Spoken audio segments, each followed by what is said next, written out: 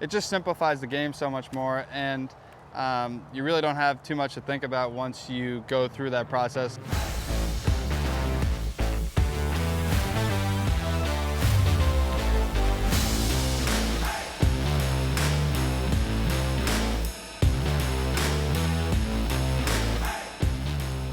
So Chris, we have a par 5 here. I mean, obviously you got to pump one out here. We got trap on the one side. Walk us through the mindset process of how you make a decision, you know, gather information from the environment, visualize your shot, focus on the dot, and, you know, execute your action. I think here we got a little left to right wind, a little dogleg right. I'm going to try to start at the palmetto bush and finish it on the last tree behind the green there. So we're going to try to ride the wind and get the most out of this thing that we can. Yeah, the last part is hopefully the easiest process. You go through all the first two and get the last part to where you can just hit the ball.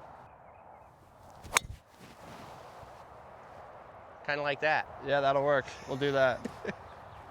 So how close was that to the visual that you created for the shot that you wanted to hit? That was obviously, you know, it's hard to be perfect, but if we were visualizing something in my brain, it would look like that.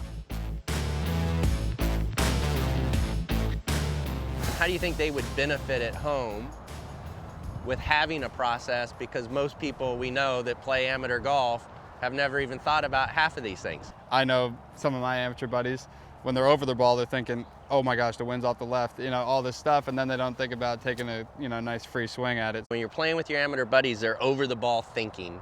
And the whole premise of the mindset process is to get you over the ball so that you can be crisp. You're not thinking about anything other than being connected to the target, focusing on that green dot, and then just being an athlete. Yeah, for sure. I think that's about as good as you can get.